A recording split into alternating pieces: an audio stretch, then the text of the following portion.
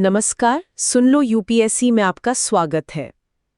आज 9 अगस्त 2025 है और हम आज की कुछ बेहद महत्वपूर्ण खबरों और घटनाओं का विश्लेषण करेंगे, खास तौर पर यूपीएससी सिविल सर्विसेज परीक्षा के लिहाज से। बिल्कुल। और आज की शुरुआत उस एक नारे से करते हैं जिसने भारतीय इतिहास की दिशा बदल दी। महात्मा गांधी का वो शक्तिशाली आह्वान, the mantra is do or die. We shall either free India or die in the attempt. We shall not live to see the perpetuation of our slavery. यानी मंत्र है करो या मरो। हम या तो भारत को आज़ाद कराएंगे या इस कोशिश में मर जाएंगे। हम अपनी गुलामी को हमेशा के लिए कायम रहते देखने के लिए जीवित नहीं रहेंगे। कितना पावरफुल स्टेटमेंट था ये। एब्सोल्युटली। और आज 9 अगस्त इसी ऐतिहासिक दिन की याद दिलाता है। तो आज के विश्लेषण में हम कई पहलुओं पर बात करेंगे। इतिहास, अंतर्राष्ट्रीय संबंध, शासन, न्यायपालिका के फैसले, सुरक्षा चुनौतियां और यहां तक कि टेक्नोलॉजी और पर्यावरण से जुड़े मुद्दे भी। हाँ, मतलब यूपीएससी के लिए ज़रूरी जीएस पेपर 1, 2 और 3 तीनों के लिहाज से आज काफ़ी कुछ है हमारे पास। श्रोताओं को आज के विश्लेषण से ऐतिहासिक घटनाओं की गहरी समझ मिलेगी, जियोपॉलिटिकल दांव पेच समझ आएंगे, कुछ न्यायिक व्याख्याओं पर बात होगी, सुरक्षा से जुड़ी चुनौतियों को देखेंगे और सरकार की नई पहलों पर भी नज़र डालेंगे। एग्जैक्टली। तो स्ट्रक्चर मोटा-मोटा ऐसा रहेगा। सबसे पहले अगस्त क्रांति यानी क्विट इंडिया मूवमेंट, भारत छोड़ो आंदोलन की बात करेंगे।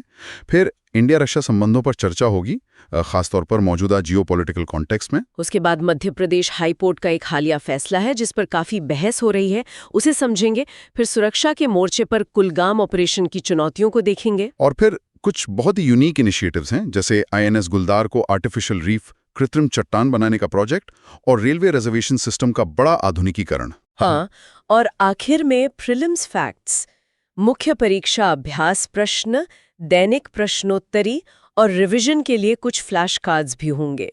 तो चलिए शुरू करते हैं जीएस पेपर 1 से। राइट। तो सबसे पहले अगस्त क्रांति। आज 9 अगस्त 2025 को राष्ट्र क्विट इंडिया मूवमेंट, भारत छोड़ो आंदोलन की 83वीं वर्षगांठ मना रहा है। इसे अगस्त क्रांति दिवस भी कहते हैं। हाँ, मैंने देखा एक प्रधानमंत्री मोदी समेत कई नेताओं ने श्रद्धांजलि दी है। और मुख्य कार्यक्रम मुंबई के अगस्त क्रांति मैदान में हुआ, जिससे पहले ग्वालियर टैंक मैदान कहा जाता था। करेक्ट। अब ये खबरों में तो है, लेकिन यूपीएससी के लिहाज से इसका हिस्टोरिकल कॉन्टेक्स्ट, ऐतिहासिक संदर्भ और कारण समझना बहुत जरूरी है। पृष्ठभूमि थी वर्ल्ड वॉर 2 की। ब्रिटिश सरकार युद्ध में उलझी हुई थी। और तात्कालिक कारण मतलब इमीडिएट कॉज वो क्रिप्स मिशन का फेलियर था, है ना? मार्च 1942 में आया था ये। बिल्कुल। क्रिप्स मिशन भारत को आज़ादी देने के लिए कोई ठोस टाइमलाइन या ऐसी शर्तें नहीं दे पाया जो कांग्रेस को मंजूर हों। मतलब वो डोमिनियन स्टेटस की ही बात कर रहे थे, पूर्ण स्वराज की नहीं, और वो भी युद्ध के बाद। और दूसरे फैक्टर्स भी थे शायद, जैसे युद्ध की वजह से मुश्किलें बढ़ रही थीं। हाँ बिल्कुल, वॉर टाइम हार्डशिप्स थी, महंगाई बहुत बढ़ गई थी, जरूरी चीजों की, खासकर खाने की कमी हो रही थी, आम जनता परेशान थी। और एक और बड़ा डर था, फियर ऑफ जापानीज इन्वेजन। अच्छा, उसका क्या कनेक्शन था? लोगों को लगने लगा था कि भारत में ब्रिटिश मौजूदगी की वजह से ही जापान भारत पर हमला कर सकता है। मतलब ब्रिटिश भारत को अपनी लड़ाई में खींच रहे थे और भारत को खतरे में डाल रहे थे। तो एक भावना ये भी थी कि अगर ब्रिटिश चले जाएं तो शायद जापान हमला ना करे। अंडरस्टूड। तो ये सब माहौल बन रहा था। और इसी बीच 8 अगस्त 1942 को गांधी जी ने ग्वालियर टैंक मैदान में वो ऐतिहासिक भाषण दिया, डू और डाई, करो या मरो। हाँ, डू और डाई। अब इस नारे को लेकर अक्सर गलतफहमी होती है। कई लोग सोचते हैं कि ये हिंसा का आह्वान था, पर ऐसा नहीं था। तो फिर इसका सही मतलब क्या था? गांधी जी का मतलब था कि अब कॉम्प्रोमाइज, समझौता का वक्त खत्म हो गया है। अब या तो भारत आज़ाद होगा या इस कोशिश में हम अपनी जान दे देंगे। ये बेसिकली एक तरह का अल्टीमेटम था, लेकिन अहिंसक तरीके से लड़ने का। उनका कहना था कि हर भारतीय अब खुद को एक आज़ाद नागरिक समझे और उसी तरह एक्ट करे, ब्रिटिश हुक्मों को मानने से इनकार कर दे। ये पैसिव रेजिस्टेंस का एक बहुत पावरफुल कॉल था। Got it. तो ये आह्वान हुआ 8 अगस्त को, और फिर अगले ही दिन 9 अगस्त 1942 को ब्रिटिश सरकार ने एक्शन ले लिया। हाँ बिल्कुल, सुबह सुबह गांधी जी, नेहरू, पटेल, आज़ाद, कांग्रेस के सारे बड़े नेताओं को गिरफ्तार कर लिया गया। उन्हें लगा कि लीडरशिप को हटा देने से आंदोलन दब जाएगा। लेकिन हुआ इसका उल्टा, है ना? एग्जैक्टली। ये आंदोलन एक तरह से स्वतः स्फूर्त जन विद्रोह, स्पॉन्टेनियस मास अपराइजिंग बन गया। क्योंकि कोई सेंट्रल लीडरशिप बची नहीं थी, तो आम नागरिकों ने, स्टूडेंट्स ने, छात्रों ने, वर्कर्स, श्रमिकों ने, किसानों ने, सब ने खुद ही कमान संभाल ली। मतलब ये एक लीडरलेस मूवमेंट बन गया? काफी हद तक, हाँ, खासकर शुरुआती दौर में। बाद में दूसरी पंक्ति के नेता उभरे, लेकिन शुरुआत में ये जनता का अपना आंदोलन था। इसके 3 मुख्य चरण देखे जाते हैं। कौन कौन से? पहला था अर्बन फेज। शहरी चरणों में हड़तालें हुई, बॉयकॉट्स हुए, प्रदर्शन हुए। लेकिन ब्रिटिश दमन भी बहुत ज्यादा था। पुलिस ने गोलियां चलाई, लाठीचार्ज किया। और दूसरा चरण? दूसरा चरण था स्प्रेड टू कंट्रीसाइड, ग्रामीण इलाकों में प्रसार। यहां आंदोलन और ज्यादा तीव्र और ज्यादा वायलेंट भी हो गया कुछ हद तक। लोगों ने रेलवे ट्रैक उखाड़ दिए, टेलीग्राफ लाइनें काट दी, सरकारी इमारतों, पुलिस थानों, पोस्ट ऑफिस पर हमले किए।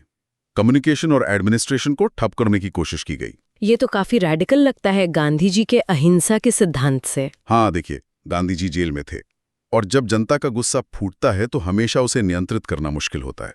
हालांकि ज्यादातर आंदोलन अहिंसक ही रहा, पर छिटपुट हिंसा की घटनाएं हुई।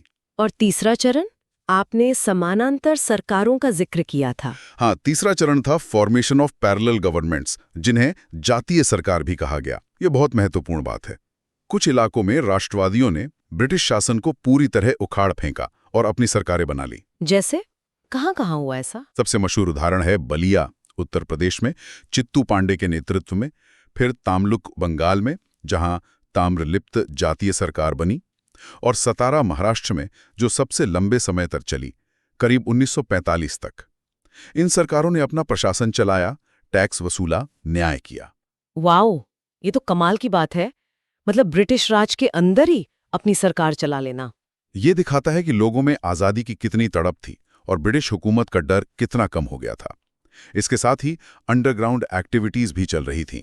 हाँ, आपने अरुणा आसफ अली, राम मनोहर लोहिया, जयप्रकाश नारायण का जिक्र किया था। बिल्कुल, ये सब दूसरी पंक्ति के नेता थे जो गिरफ्तारी से बच गए थे और छिपकर आंदोलन को दिशा दे रहे थे। जैसे पैम्फलेट्स बांटना, लोगों को ऑर्गेनाइज करना। और एक बहुत ही मशहूर नाम है उषा मेहता का। हाँ, कांग्रेस रेडियो। एग्जैक्टली।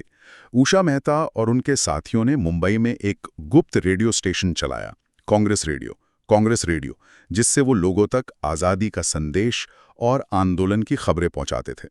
ये ब्रिटिश सरकार के लिए बहुत बड़ा सिरदर्द बन गया था। उन्होंने इसे ढूंढने में पूरी ताकत लगा दी थी। तो कुल मिलाकर ये आंदोलन बहुत व्यापक और गहरा था। इसका असर क्या हुआ? मतलब इम्पैक्ट और सिग्निफिकेंस क्या था इसका? इम्पैक्ट बहुत जबरदस्त था। पहला तो ब्रिटिश दमन बहुत क्रूर था। अंदाजा है कि 1 लाख से ज्यादा लोगों को गिरफ्तार किया गया, हजारों लोग मारे गए या घायल हुए। ओह, ये तो बहुत बड़ा आंकड़ा है। हाँ, लेकिन इस दमन ने ब्रिटिश सत्ता की असलियत को और उजागर कर दिया। और दूसरा सबसे महत्वपूर्ण प्रभाव था ब्रिटिश सत्ता का क्षरण, the erosion of British authority. अंग्रेजों को यह साफ हो गया कि अब भारत पर राज करना मुश्किल ही नहीं, नामुमकिन होता जा रहा है। उन्हें समझ आ गया कि वर्ल्ड वॉर 2 यानी द्वितीय विश्व युद्ध खत्म होने के बाद उन्हें भारत छोड़ना ही पड़ेगा। तो क्या ये कह सकते हैं कि भारत छोड़ो आंदोलन ने आज़ादी की प्रक्रिया को तेज कर दिया? डेफिनेटली, इसने पूर्ण स्वराज यानी पूरी आज़ादी की मांग को बिल्कुल मजबूत कर दिया। अब डोमिनियन स्टेटस की बात कोई नहीं कर रहा था। इसने राष्ट्रवाद को ग्रास रूट्स लेवल तक पहुंचा दिया। लोगों में बलिदान की एक नई भावना पैदा हुई। और इसका कोई कनेक्शन स्वदेशी आंदोलन या आज के मेक इन इंडिया से भी है? एक तरह से हाँ।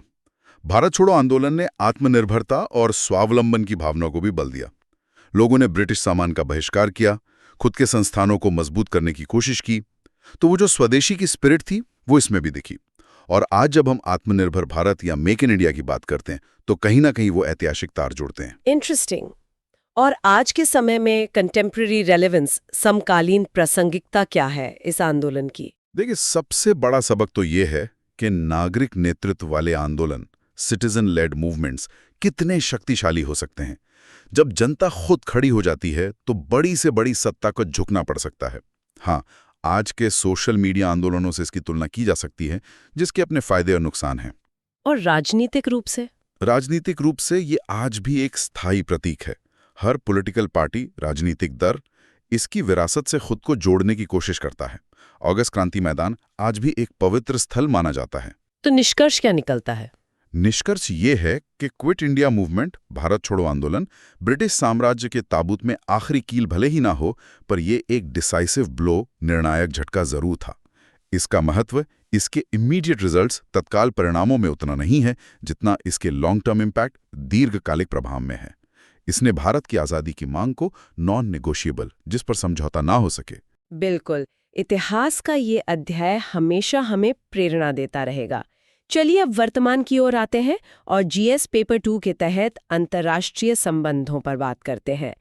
इंडिया रशिया रिलेशंस, भारत रूस संबंध फिर से चर्चा में है। हाँ, खबर यह है कि भारत और रूस दोनों ने अपनी special and privileged strategic partnership, विशेष और विशेषाधिकार प्राप्त सामरिक साझेदारी को और गहरा करने की अपनी कमिटमेंट दोहराई है। और ये ऐसे समय में हुआ है जब यूएस की तरफ से कुछ ट्रेड रिलेटेड प्रेशर्स, व्यापार संबंधी दबावों की बात सामने आई है। एग्जैक्टली। हाल ही में हमारे national security advisor NSA Ajit Doval Moscow गए थे, जहां उनकी मुलाकात राष्ट्रपति पुतिन और रूस के उप प्रधानमंत्री डेनिस मंत्रोव से हुई। इसके अलावा प्रधानमंत्री मोदी और राष्ट्रपति पुतिन के बीच फोन पर भी बातचीत हुई है। ये सब हाई लेवल एंगेजमेंट दिखाता है कि दोनों देश रिश्तों को कितना महत्व दे रहे हैं। तो सहयोग के मुख्य क्षेत्र कौन से हैं अभी? मिलिट्री टेक्निकल कॉपरेशन, सैन्य तकनीकी सहयोग, हाँ। तो हमेशा से रहा है। हाँ, वो तो पारंपरिक आधार है ही। डिफेंस कॉपरेशन बहुत मजबूत है। जॉइंट R&D, संयुक्त अनुसंधान और विकास, हाँ। और प्रोडक्शन होता है, जैसे ब्रह्मोस मिसाइल या Su-30 MKI फाइटर जेट्स। ये बहुत पुराना और टेस्टेड रिलेशनशिप है इस मामले में। लेकिन अब क्या कुछ नए क्षेत्रों में भी सहयोग बढ़ रहा है? हाँ, यही खास बात है। हाँ। अब ये रिश्ता सिर्फ डिफेंस और एनर्जी तक सीमित नहीं है, नए स्ट्रेटेजिक सेक्टर्स में विस्तार हो रहा है, जैसे civil aircraft manufacturing, metallurgy, chemical industry और बहुत महत्वपूर्ण रेयर अर्थ मिनरल्स, दुर्लभ पृथ्वी खनिज।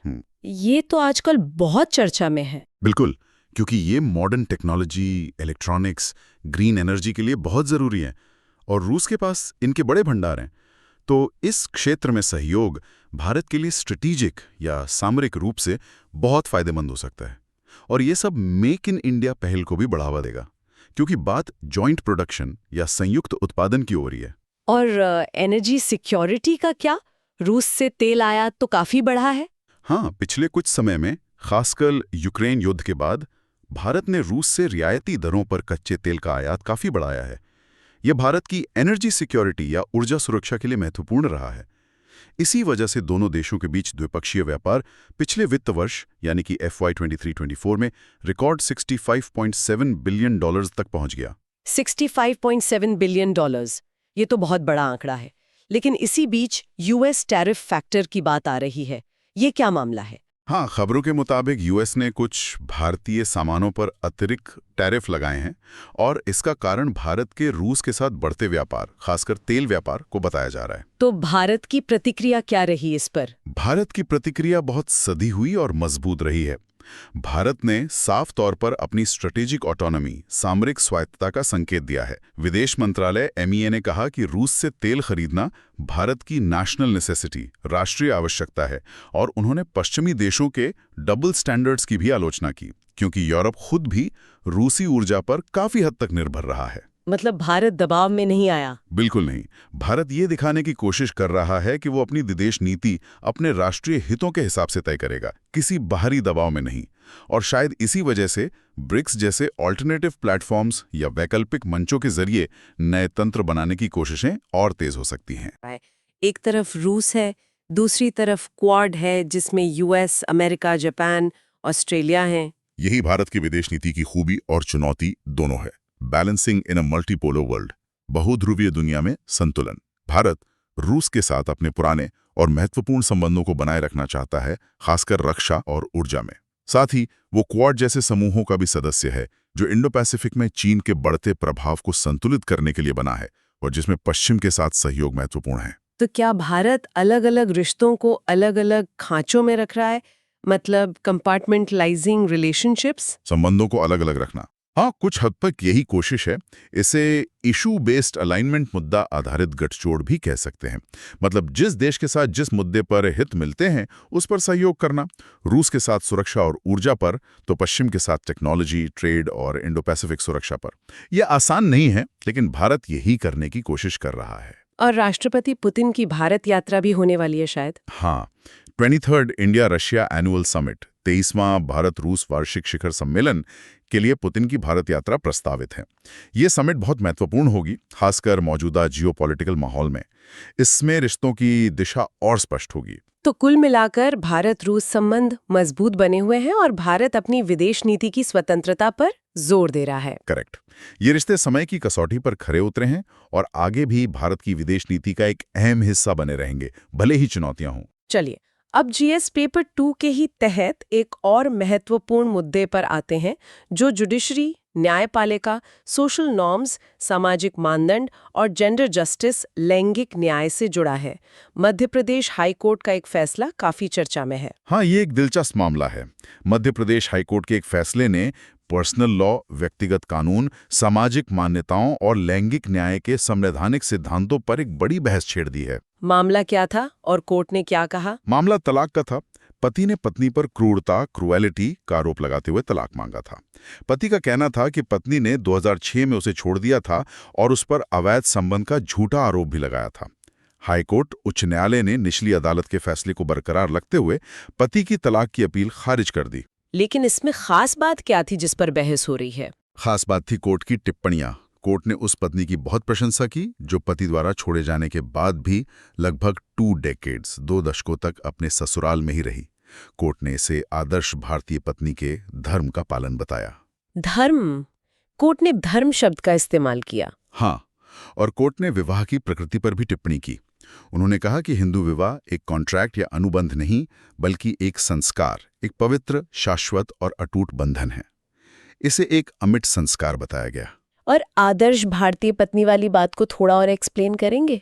कोर्ट ने पत्नी के आचरण की तारीफ करते हुए कहा कि उसका ससुराल में रहना, ससुराल वालों की देखभाल करना, मंगलसूत्र और सिंदूर नहीं छोड़ना, ये सब उसके धर्म, सांस्कृतिक मूल्यों और वैवाहिक बंधन की पवित्रता में निहित है। कोर्ट ने पत्नी को शक्ति के रूप में हिंदू आदर्श, सहनशीलता और कृपा में शक्तिशाली बताया। ये टिप्पणियां तो काफी पारंपरिक लगती हैं। बिल्कुल। और कोर्ट ने पति के क्रूरता के दावे को भी खारिज कर दिया। पति ने कहा था कि पत्नी ने उस पर अवैध संबंध का झूठा आरोप लगाकर मानसिक क्रूरता की है। कोर्ट ने कहा कि यह आरोप पत्नी ने 19 साल बाद लिखित बयान में लगाया था और ये शायद मानसिक क्रूरता नहीं बल्कि उसकी शेयर फ्रस्ट्रेशन, घोर निराशा की अभिव्यक्ति थी, क्योंकि पति ने उसे छोड़ दिया था। तो क्या इससे मानसिक क्रूरता का जो लीगल स्टैंडर्ड है वो प्रभावित हो सकता है? ये एक सवाल है। क्रिटिक्स कह रहे हैं कि इससे भविष्य के मामलों में मानसिक क्रूरता को साबित करना और मुश्किल हो सकता है, खासकर अगर आरोप देर से लगाया गया हो। कोर्ट ने क्लीन हैंड्स डॉक्ट्रिन का भी इस्तेमाल किया। क्लीन हैंड्स डॉक्ट्रिन, ये क्या होता है? इसका मतलब है कि कोई भी अपनी गलती का फायदा नहीं उठा सकता। कोर्ट ने कहा कि पति जिसने खुद ही पत्नी को छोड़ा था, अब अपनी ही बनाई हुई स्थिति के आधार पर तलाक नहीं मांग सकता। उसका दामन साफ नहीं है, इसलिए उसे अदालत से राहत नहीं मिलनी चाहिए। लीगली, कानूनी रूप से शायद ये तर्क सही हो, लेकिन जो टिप्पणियां हैं, हाँ, उन्हीं टिप्पणियों पर ही तो सवाल उठ रहे हैं। इसके सोशल एंड कॉन्स्टिट्यूशनल इम्प्लीकेशंस क्या हैं? देखिए, सबसे बड़ा सवाल जेंडर जस्टिस, लैंगिक न्याय और स्टीरियोटाइप्स, रूढ़िवादिता का है। आलोचकों का तर्क है कि यह फैसला पितृसत्तात्मक पैट्रियार्कल सोच और रूढ़ियों को मजबूत करता है। ये एक तरह से महिलाओं पर वैवाहिक बंधन को हर हाल में बनाए रखने का अनुचित बोझ डालता है। और ये संविधान की भावना के खिलाफ है। हाँ, आलोचकों का कहना है कि ये सोच विवाह को बराबरी की साझेदारी, इक्वल पार्टनरशिप मानने वाली आधुनिक संवैधानिक समझ के विपरीत है। संविधान का आर्टिकल 14 अनुच्छेद 14 समानता का अधिकार देता है और आर्टिकल 21 अनुच्छेद 21 गरिमा के साथ जीवन जीने का अधिकार देता है। क्या इस तरह की टिप्पणियां इन अधिकारों के अनुरूप हैं? ये सवाल उठ रहा है। और personal laws versus constitutional morality का मुद्दा भी जुड़ता है इससे। बिल्कुल। भारत में पर्सनल लॉज अक्सर धार्मिक या पारंपरिक मान्यताओं पर आधारित होते हैं और अक्सर इनमें और संविधान के समानता और गरिमा जैसे सिद्धांतों में तनाव देखने को मिलता है। ये फैसला पारंपरिक व्याख्या की ओर ज्यादा झुकता हुआ दिख रहा है। और यूनिफॉर्म सिविल कोड की बहस। हाँ, जब भी पर्सनल लॉज पर आधारित ऐसे फैसले आते हैं जो पारंपरिक मान्यताओं को ज्यादा तरजीह देते दिखते हैं, तो यूनिफॉर्म सिविल कोड, समान नागरिक संहिता की मांग फिर से उठने लगती है। संविधान का आर्टिकल 44 अनुच्छेद 44, जो directive principle of state policy, राज्य के नीति निदेशक तत्व है, वो सरकार को यूसीसी लाने का निर्देश देता है। ऐसे फैसले इस बहस को और हवा देते हैं। तो निष्कर्ष क्या है इस फैसले का? देखिए, फैसला शायद कानूनी रूप से अपनी जगह सही हो, पति की अपील खारिज हुई, लेकिन कोर्ट की जो टिप्पणियां हैं उन्होंने एक बहुत महत्वपूर्ण बातचीत शुरू कर दी है। ये दिखाता है कि पारंपरिक मूल्यों और आधुनिक संवैधानिक आदर्शों के बीच समाज में और न्यायपालिका में भी एक मंथन चल रहा है। ये बहस आगे भी जारी रहेगी।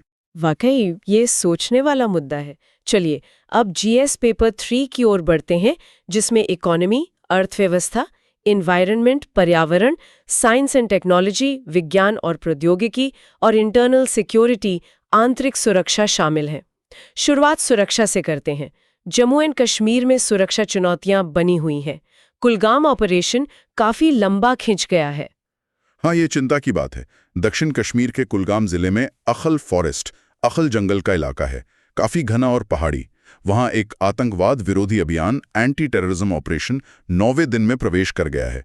ये हाल के सालों में कश्मीर घाटी के सबसे लंबे ऑपरेशनों में से एक बन गया है। और दुख की बात है कि इसमें हमारे 2 जवान भी शहीद हुए हैं। हाँ, लांस नायक प्रीतपाल सिंह और सिपाही हरमिंदर सिंह, उन्हें हमारी श्रद्धांजलि। एक आतंकवादी भी मारा गया है, लेकिन ऑपरेशन अभी जारी है।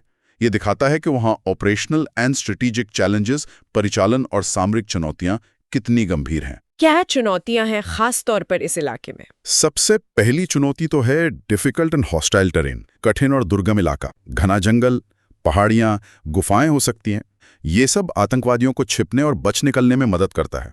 सिक्योरिटी फोर्सेस की मूवमेंट या गतिशीलता भी मुश्किल हो जाती है। और आतंकवादी भी काफी तैयार लग रहे हैं। बिल्कुल, जिस तरह से वो एक हफ्ते से ज्यादा समय तक टिके हुए हैं और फायरिंग कर रहे हैं, उससे लगता है कि वो well trained and prepared adversary हैं।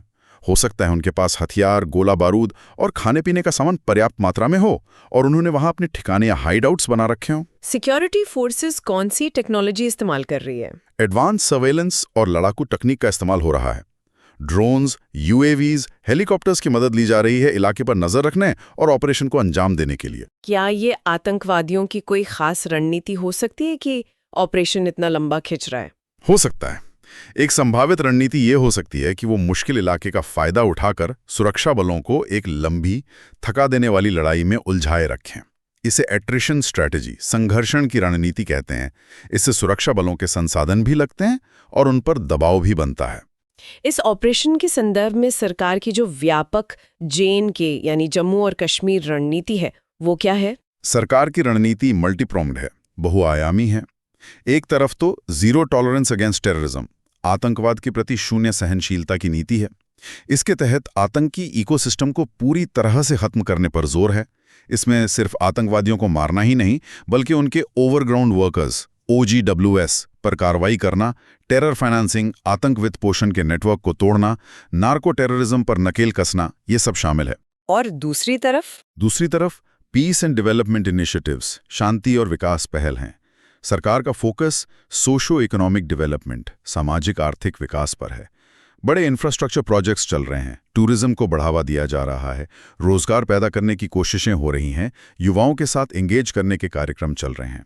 सोच ये है कि विकास और शांति एक दूसरे के पूरक हैं। लेकिन ऐसे लंबे ऑपरेशनों का स्थानीय लोगों पर क्या असर पड़ता है?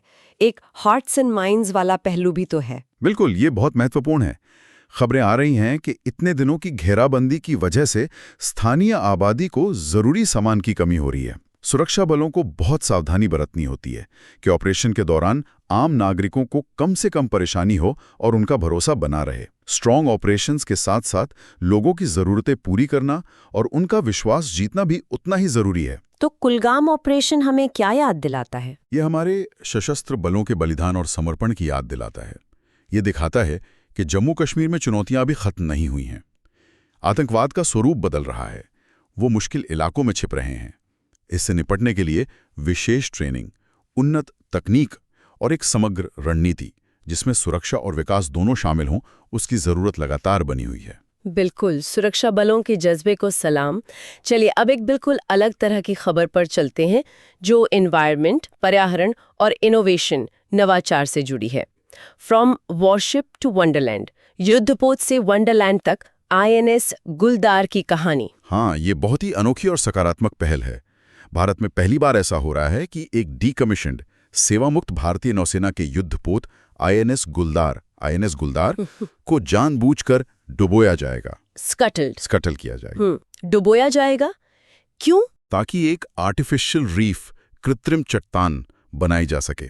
और साथ ही ये एक यूनिक अंडरवाटर टूरिस्ट अट्रैक्शन, पानी के नीचे का अनोखा पर्यटक आकर्षण भी बनेगा।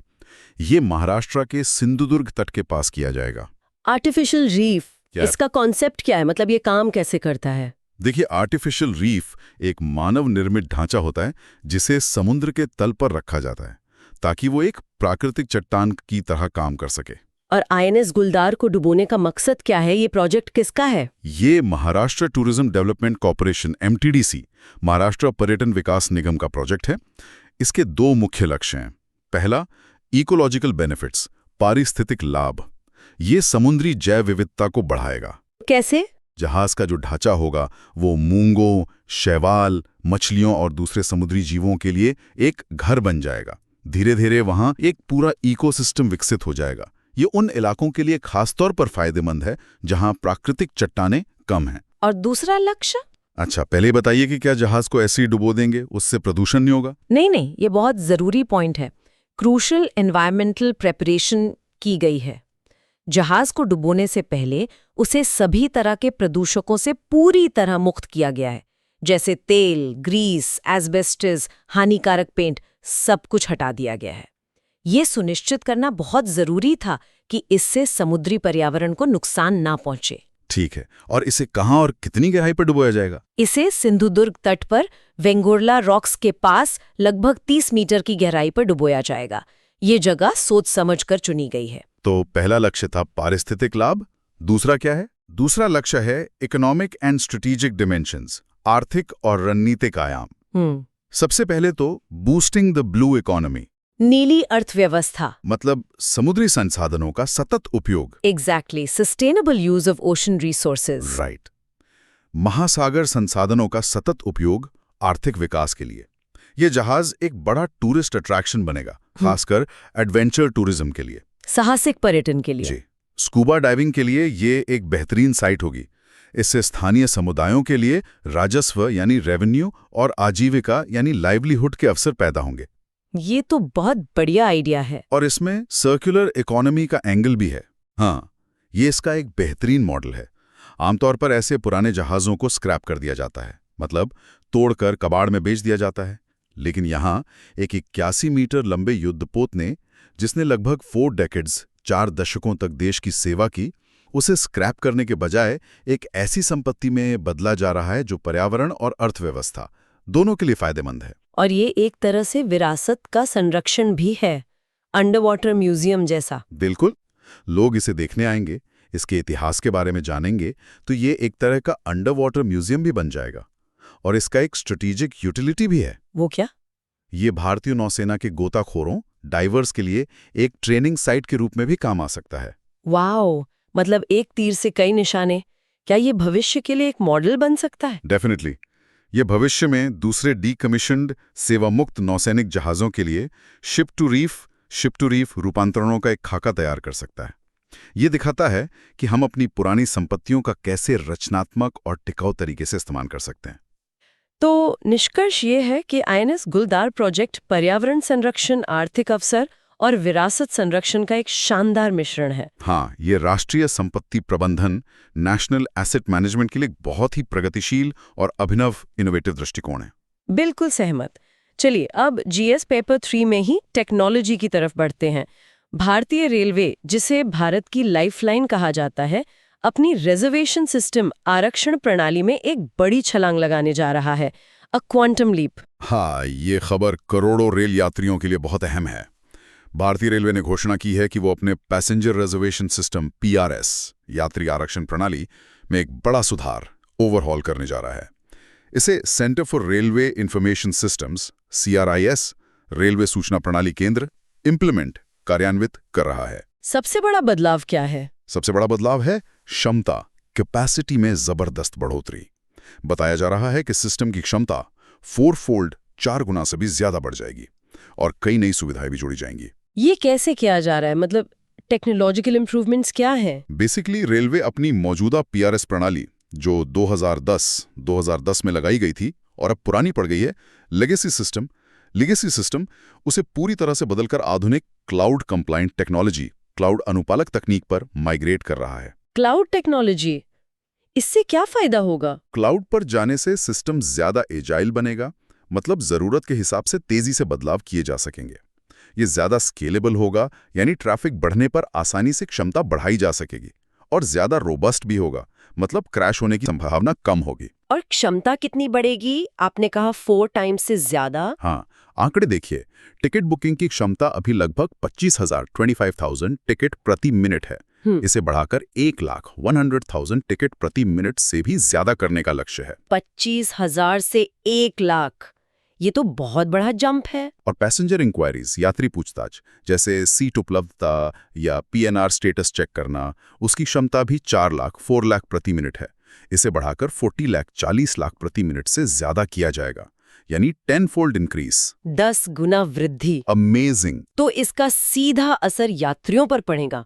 बेनिफिट्स एंड इम्पैक्ट क्या होंगे? सबसे बड़ा फायदा होगा improved citizen experience, ease of living. Ease of living में सुधार। हम सबने अनुभव किया है कि पीक आवर्स में या जब तत्काल टिकट खुलते हैं तो आईआरसीटीसी की वेबसाइट कितनी धीमी हो जाती है या क्रैश कर जाती है। हाँ, वो तो बहुत फ्रस्ट्रेटिंग होता है। इस नए सिस्टम से ये समस्या काफी हद तक हल होने की उम्मीद है। बुकिंग प्रोसेस स्मूथ और तेज हो जाएगा।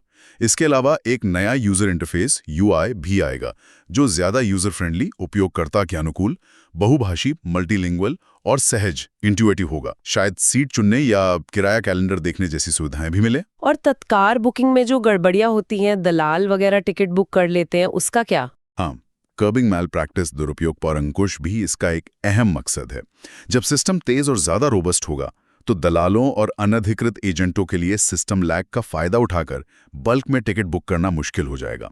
तत्काल बुकिंग के लिए शायद और सख्त प्रमाणीकरण यानी ऑथेंटिकेशन के तरीके भी अपनाए जाएं, जैसे आधार या डिजी लॉकर के जरिए। और अर्थव्यवस्था पर इसका क्या असर पड़ेगा? Economic implications? देखिए, रेलवे भारत की अर्थव्यवस्था की रीढ़ है। एक कुशल रेलवे नेटवर्क आर्थिक विकास के लिए बहुत जरूरी है। जब यात्रा की योजना बनाना और टिकट बुक करना आसान और भरोसेमंद हो जाएगा तो इससे टूरिज्म, बिजनेस यात्रा और लेबर मोबिलिटी सबको बढ़ावा मिलेगा। और एडवांस रिजर्वेशन पीरियड को भी कम किया जा रहा है, शायद 120 डेज से 60 डेज। हाँ, ये भी एक बड़ा बदलाव है। अभी ARP 120 डेज है, जिससे घटा के 60 डेज करने की योजना है। इसका मकसद है स्पेक्युलेटिव बुकिंग्स या सट्टा बुकिंग को कम करना। कई लोग बहुत पहले से टिकट बुक कर लेते हैं और बाद में कैंसिल करते हैं, जिससे जेन्युइन यात्रियों को टिकट नहीं मिल पाता और कैंसिलेशन रेट भी ज़्यादा रहती है। ARP कम होने से शायद ये समस्या कुछ कम हो। ये तो हुआ यात्री और इकोनॉमी का फायदा। क्या इस नए सिस्टम से रेलवे को भी कुछ मिलेगा डेटा वगैरह के लिहाज से? बिल्कुल। ये नया PRS सिस्टम एक बहुत शक्तिशाली डेटा इंफ्रास्ट्रक्चर बनेगा। रेलवे के पास यात्रा पैटर्न, मांग में उतार चढ़ाव, डिमांड फ्लक्चुएशंस, रूट की लोकप्रियता, इन सब का रियल टाइम डेटा होगा। और इस डेटा का क्या इस्तेमाल हो सकता है? इस डेटा का आर्टिफिशियल इंटेलिजेंस AI और मशीन लर्निंग ML का इस्तेमाल करके विश्लेषण किया जा सकता है। इससे रेलवे डायनामिक प्राइसिंग, गतिशील मूल्य निर्धारण को और बेहतर बना सकता है, प्रेडिक्टिव मेंटेनेंस, भविष्य कहने वाला रखरखाव के लिए योजना बना सकता है और संसाधनों का बेहतर आवंटन कर सकता है, जैसे किस रूट पर कितनी ट्रेनें चलानी हैं, कब चलानी है वगैरह। तो ये सिर्फ एक तकनीकी उन्नयन नहीं है, बल्कि एक रणनीतिक निवेश है। एग्जैक्टली। ये भारत के कोर इंफ्रास्ट्रक्चर, मुख्य बुनियादी ढांचे में एक बड़ा रणनीतिक निवेश है। ये सरकार के डिजिटल इंडिया के विश्वकोण के भी अनुरूप है, जहां टेक्नोलॉजी का इस्तेमाल करके नागरिकों के जीवन को बेहतर बनाया जा रहा है और गवर्नेंस को सुधारा जा रहा है। बिल्कुल, ये रेलवे के आधुनिकीकरण की दिशा में एक बहुत बड़ा कदम है। चलिए, अब जल्दी से आज के कुछ prelims facts of the day पर नजर डाल लेते हैं। जरूर। पहला, आज 9 अगस्त को वर्ल्ड ट्राइबल डे, विश्व आदिवासी दिवस मनाया जाता है। इस संदर्भ में भारत सरकार की PM जनमन योजना महत्वपूर्ण है, जो particularly vulnerable tribal groups PVTGs, विशेष रूप से कमजोर जनजातीय समूहों पर केंद्रित है। ठीक है, अगला। India Philippines strategic partnership, Bharat Philippines सामरिक साझेदारी। फिलीपींस के राष्ट्रपति फर्डिनेंड R. मार्कोस जूनियर की हालिया भारत यात्रा के दौरान दोनों देशों ने अपने संबंधों को स्ट्रेटेजिक पार्टनरशिप, सामरिक साझेदारी तक अपग्रेड किया है। इसमें रक्षा, समुद्री सुरक्षा, साइंस एंड टेक्नोलॉजी, SNT, विज्ञान और प्रौद्योगिकी, पर्यटन जैसे क्षेत्रों में सहयोग बढ़ाया जाएगा। ओके, और आज रक्षाबंधन भी है। हाँ, 2025 में रक्षाबंधन 9 अगस्त को मनाया जा रहा है। ये श्रावण महीने की पूर्णिमा को आता है। चौथा फैक्ट, आइनस गुलदार के बारे में जिसकी हमने बात की, ये कुंभीर श्रेणी का लैंडिंग शिप था जिसे सेवा मुक्त कर दिया गया है। ये पोलैंड में बना था और 1985 में कमीशन हुआ था। अब ये सिंधुदुर्ग तट पर भारत का पहला कृत्रिम चट्टान और पानी के नीचे का संग्रहालय बनेगा। 5वां, मेरिट योजना। सरकार ने तकनीकी शिक्षा में सुधार के लिए multidisciplinary education and research improvement in technical education merit योजना के लिए 4,200 करोड़ रुपए के बजटीय समर्थन को मंजूरी दी है।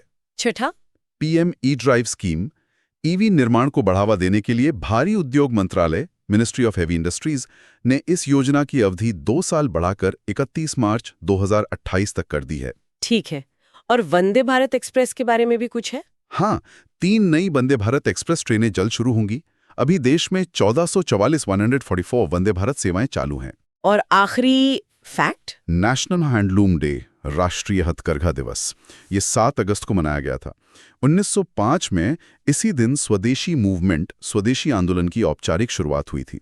2025 की थीम थी वीविंग इनोवेशन इनटू ट्रेडिशन, परंपरा में नवाचार बुनना। बहुत बढ़िया। ये थे कुछ महत्वपूर्ण प्रीलिम्स फैक्ट्स। अब बारी है मेंस प्रैक्टिस क्वेश्चन, मुख्य परीक्षा अभ्यास प्रश्न की। आज का प्रश्न जीएस पेपर 2 से है, खास तौर पर अंतर्राष्ट्रीय संबंधों पर। प्रश्न है, हाल के भू राजनीतिक बदलावों और संयुक्त राज्य अमेरिका के बढ़ते दबाव के संदर्भ में भारत रूस विशेष और विशेषाधिकार प्राप्त सामरिक साझेदारी की मजबूती और भविष्य की दिशा का आलोचनात्मक विश्लेषण करें। चर्चा करें कि भारत अपनी सामरिक स्वायत्ता को क्वाड जैसे समूहों के प्रति अपनी प्रतिबद्धताओं के साथ कैसे संतुलित कर रहा है। अच्छा प्रश्न है। इसमें विश्लेषण करना होगा भारत रूस संबंधों की मजबूती के कारकों जैसे रक्षा, ऊर्जा, भविष्य की दिशा जैसे विविधीकरण, और सबसे महत्वपूर्ण भारत कैसे रूस और पश्चिम, खासकर क्वाड अमेरिका के बीच संतुलन साध रहा है, अपनी सामरिक स्वायत्ता पर जोर देते हुए। बिल्कुल, इसमें आलोचनात्मक विश्लेषण, क्रिटिकल एनालिसिस करना है, यानी पक्ष और विपक्ष दोनों पहलू देखने होंगे। चलिए अब आते हैं डेली क्विज दैनिक प्रश्नोत्तरी पर। तैयार है श्रोता? पहला सवाल, डू और डाई, करो या मरो का नारा किस आंदोलन से जुड़ा है? ए, नॉन कोऑपरेशन मूवमेंट, असहयोग आंदोलन। बी, सिविल डिसोबीडियंस मूवमेंट, सविनय अवज्ञा आंदोलन। सी, क्विट इंडिया मूवमेंट, भारत छोड़ो आंदोलन। डी, स्वदेशी मूवमेंट। सही जवाब है सी, क्विट इंडिया मूवमेंट, भारत छोड़ो आंदोलन। हमने चर्चा की थी, गांधी जी ने 8 अगस्त 1942 को ये नारा दिया था। दूसरा सवाल, आर्टिफिशियल रीफ, कृत्रिम चट्टान बनाने के लिए किस डीकमीशन्ड सेवा मुक्त भारतीय नौसेना जहाज को डुबाया जा रहा है? A, INS Vikrant. B, INS Viraat. C, INS Guldar. D, INS Mysore. इसका उत्तर है सी, आईएनएस गुलदार। ये सिंधुदुर्ग तट पर किया जा रहा है। तीसरा सवाल, एनएसए ढोबाल की मॉस्को यात्रा और पीएम मोदी की पुतिन से बात किस प्रमुख अंतर्राष्ट्रीय दबाव बिंदु के संदर्भ में हुई? A, China's actions in Ladakh, Ladakh में चीन की हरकतें।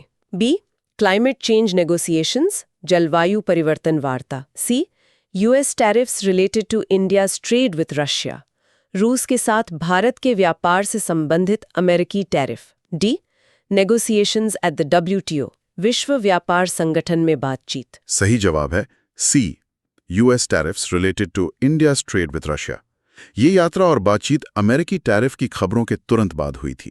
चौथा सवाल, MPHC मध्य प्रदेश उच्च न्यायालय के फैसले में जिसने पति द्वारा छोड़े जाने के बाद ससुराल में रहने वाली पत्नी की प्रशंसा की, विवाह की अवधारणा को क्या बताया गया? ए, अ लीगल कॉन्ट्रैक्ट, एक कानूनी अनुबंध। बी, अ सोशल अग्रीमेंट, एक सामाजिक समझौता। सी, अ पार्टनरशिप ऑफ इक्वल्स, बराबर की साझेदारी।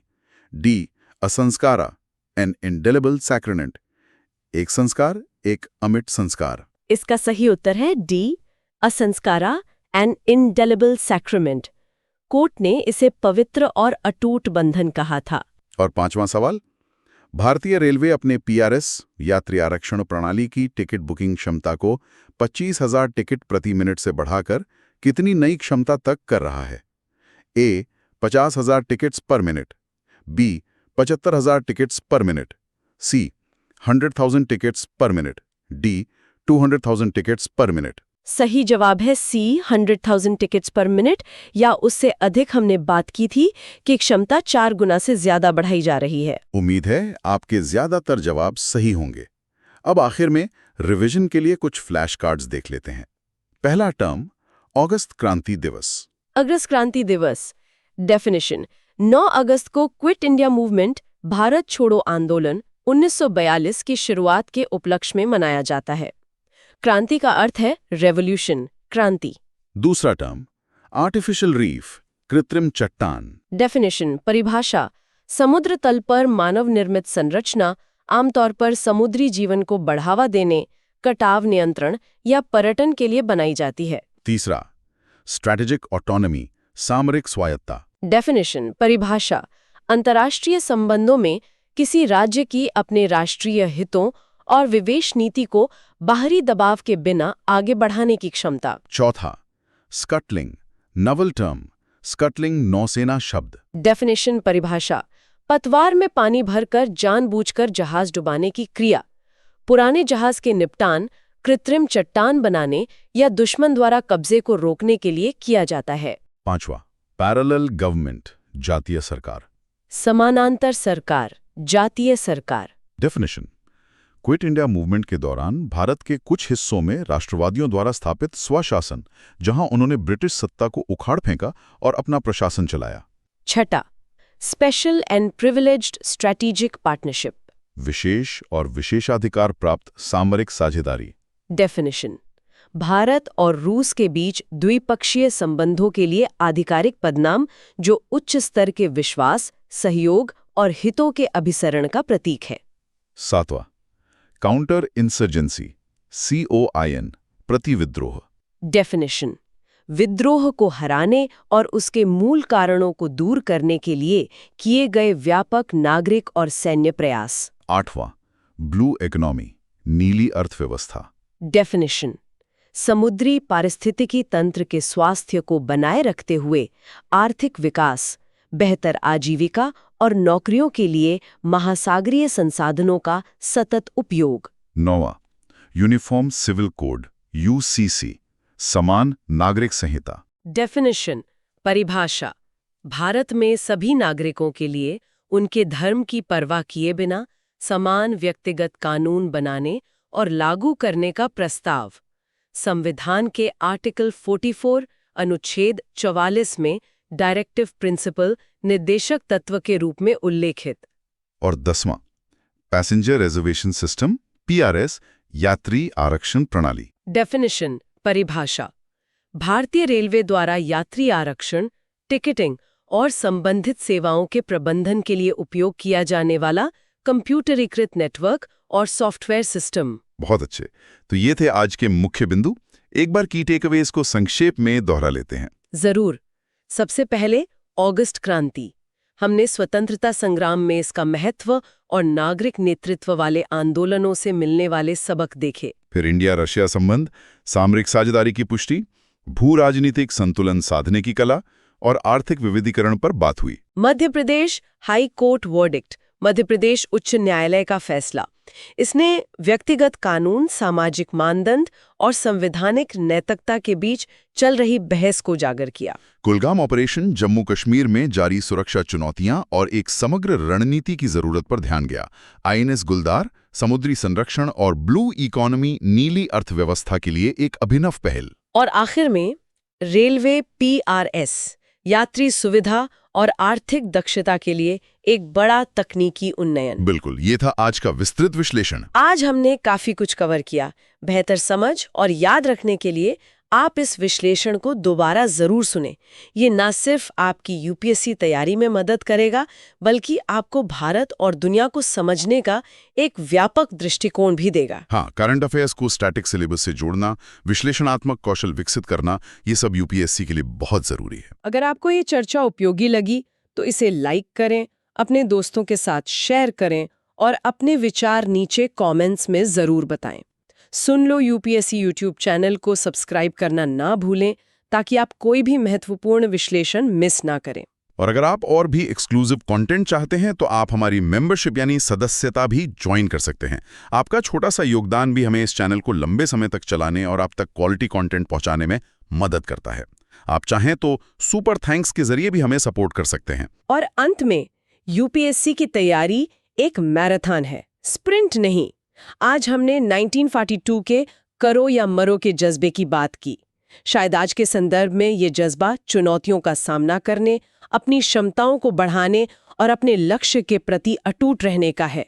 तो उसी जज्बे के साथ अपनी तैयारी जारी रखिए। बिल्कुल, लगे रहिए, मेहनत करते रहिए, सफलता जरूर मिलेगी। अगली बार फिर मिलेंगे कुछ और महत्वपूर्ण विषयों के साथ। धन्यवाद। धन्यवाद।